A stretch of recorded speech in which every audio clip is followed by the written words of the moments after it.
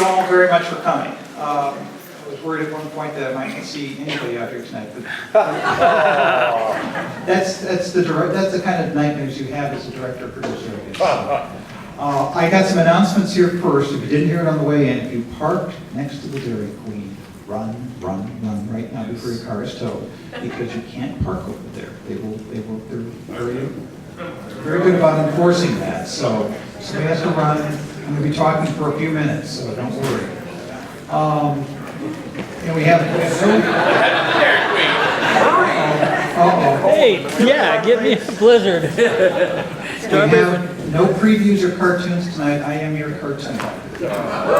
So I also don't have one of those really slick announcements that says silence your phones. So I'm going to do the same. Take it out and grab it and make sure that I don't have it turned on. But I'd like to be the last person to make a noise during this thing. So there we go. It's off. I'm Mike McIntyre, the Uptake.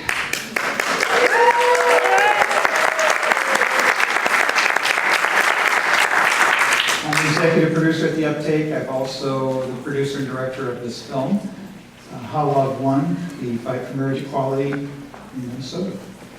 And before we get started, I just want to let you know about a couple of upcoming events at the Uptake that we are sponsoring, and we've got some sheets out in the lobby about. We are doing education about journalism, and so we have a Exploring Conflict-Sensitive Journalism Symposium. This coming up September 29th at the Wilders Foundation in St. Paul. It's at 7 p.m. The public is invited with some very interesting talk about how you reduce conflict with journalism instead of increasing it. If you watched the debate last night, that's not what that was about. And we also have another symposium on exploring respect and reporting. That's October 22nd, also at the Wilder at 7 p.m. So more information in the lobby. Pick up information if you're interested on that. I've got stuff in my hands here. And the first rule is don't have stuff in your hands when you're talking. So tonight's about an experiment in journalism that we started a couple of years ago. It's actually about 10 years ago.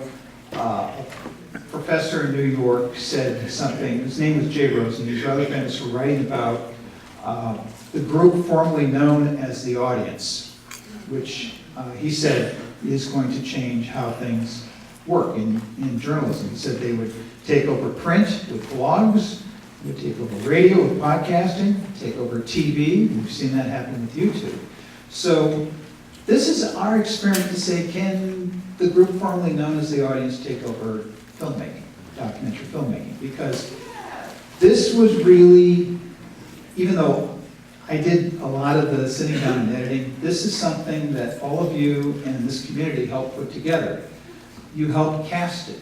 You helped shoot it. You helped make sure that I got pictures for it. You told me what was right, what was wrong. I listened, and hopefully I've done it justice. I really do. Everybody here has had everybody's helped me out here, whether you were financially supporting it, which a lot of the people here did tonight, or physically supporting it, or emotionally supporting it. I thank you, and it's mattered. Well, we wouldn't be here tonight without you. Thank you again. A few special thank yous I want to mention, and these will be brief. I want to thank the Uptake for listening to my crazy idea. I want to thank Will Hallmeyer and Jeff Sylvester from Blue Moon Productions, who made this thing really sing. It could have been a YouTube video, but they made it into a real movie, and I thank them for that. I'd like to thank our special guests who are here tonight, too. Senator Scott Dibble.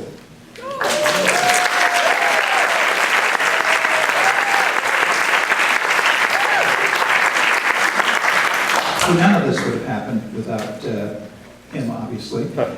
And our state auditor, Rebecca Otto, is here tonight as well.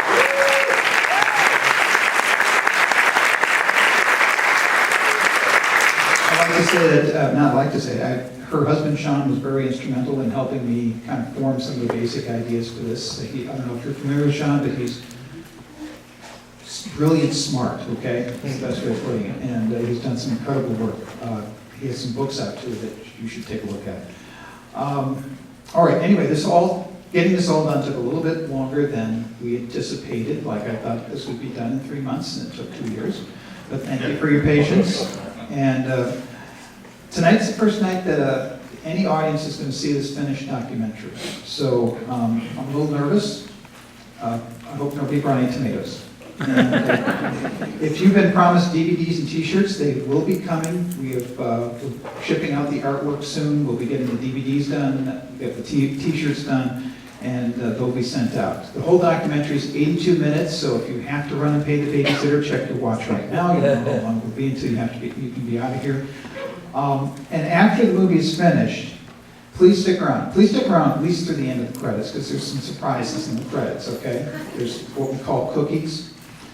Not real cookies that you can eat, but, okay, at the end of the credits. And after it's all done, I have some very exciting news I want to talk about what's going to be happening next. And also, I'd like to answer any questions that you have or any discussion you want to have about the movie. So, a little bit of a one-man band tonight, although I've got people helping out in the lobby, so I'm going to turn off the microphone and then run it to the projector and get this thing started.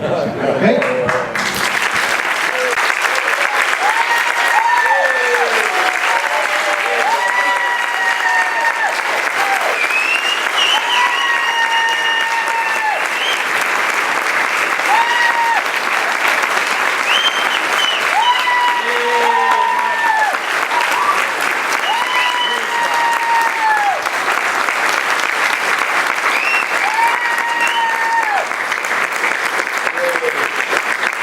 I guess you liked it.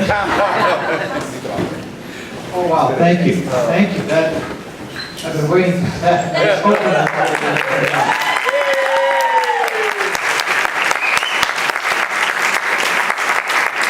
I understand if you have to run, but I wanted to talk a little bit here afterwards and answer some questions too.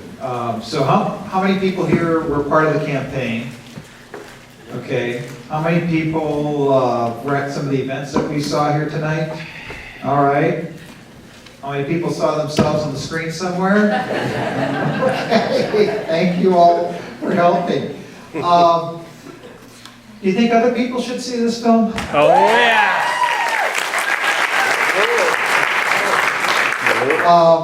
I've got some really exciting news. It's going to be entered in the Minneapolis-St. Paul International Film Festival scheduled for April 7th through the 23rd.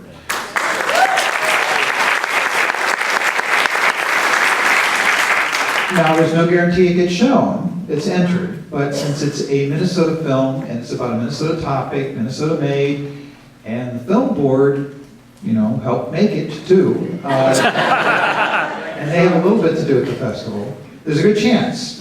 But there's no guarantees.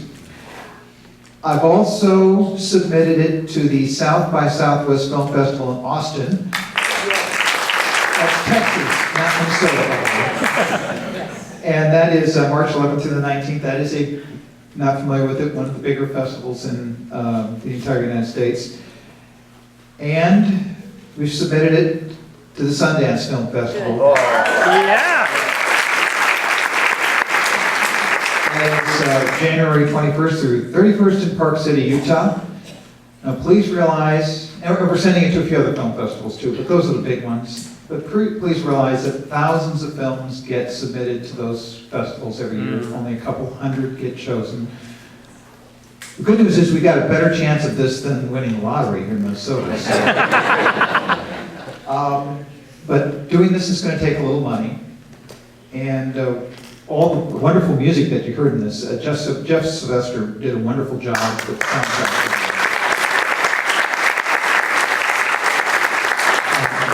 Some of the music was not his though, and some of that we purchased. It was production music. And to show it in a theater like this where people pay to come, we have to get a license for it, and that's going to take us several $1,000s to do that.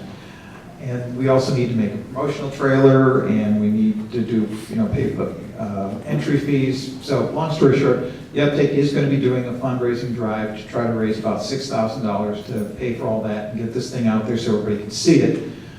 We do if you don't want to wait for me to send you a bunch of fundraising emails, and I know we all like to get fundraising emails, we are accepting now tax-deductible donations that you can earmark for the documentary. The uptake is. We'll set up some baskets out in the auditorium outside here that you can pick up envelopes and letters. I gotta go set those up. I haven't set them up yet. They're out already? Oh, thank you. I work alone. Is that Lori? Thought you worked Would that be alone. Well, Lori? that would be Lori Pumper, my partner of 35 years.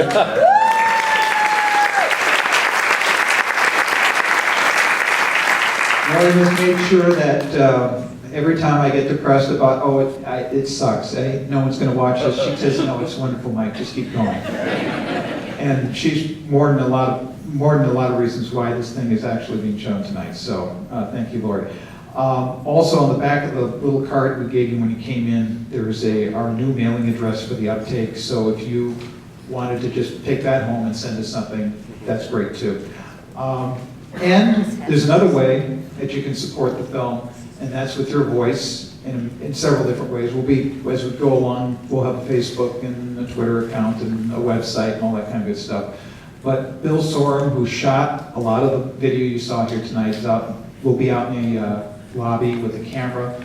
And if you want to stop by and tell him what you thought about the film, and hopefully it's nice things, I think that's what everybody thought here tonight. He'd be glad to record it, just say, it's okay for me to use this, and we'll use it for some online promotion and stuff, so. And that's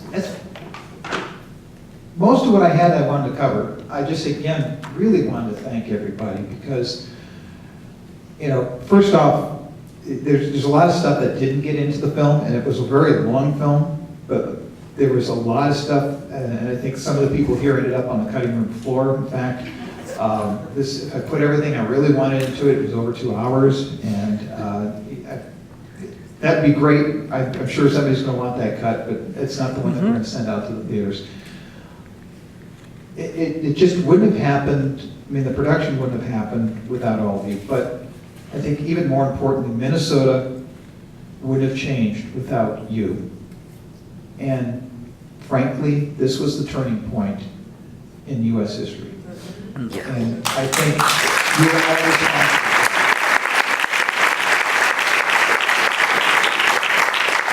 And that's why I wanted to make a film, because it's just a really freaking great story. I mean, think about it.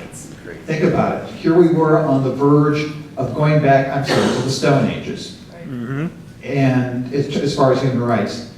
And we completely swung that around 180 degrees and changed it. And changed the country. And that's the most freaking incredible story I have been in the middle of in my entire life. And that's why, unfortunately, this was mostly done by the time we made the decision to go shoot this. That's why you see a lot of video that's pulled from YouTube and other people who helped out, because we were shooting some stuff but not shooting like a documentary. But that's when we said, this has got to be told. This has got to be told. So I hope that we've done the story justice. I really do. So.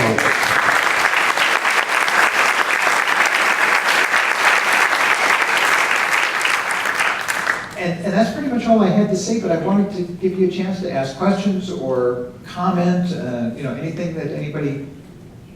Thank you, Mike, Yeah. for having the passion to do it for all of us. You're the one who wanted to do it. It wouldn't exist for everyone if it were not for you. I know how hard you fought, and it was almost impossible. Thank you for caring so much.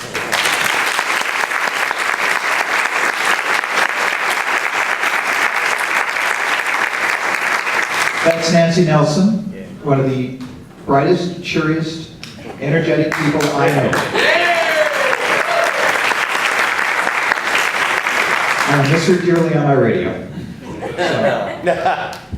So, Nancy helped find me several of the people that we had in the documentary as well. So, any other questions? Anything else I can answer When for did you you? decide you wanted to do it, Mike?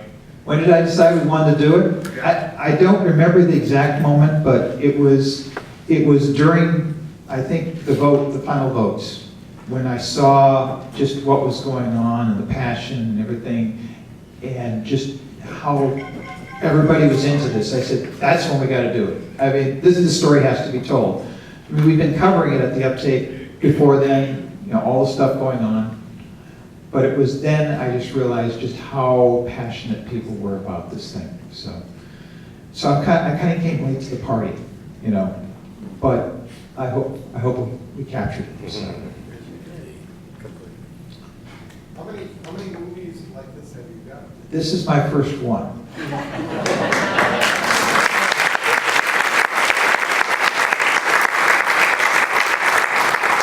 I learned two things.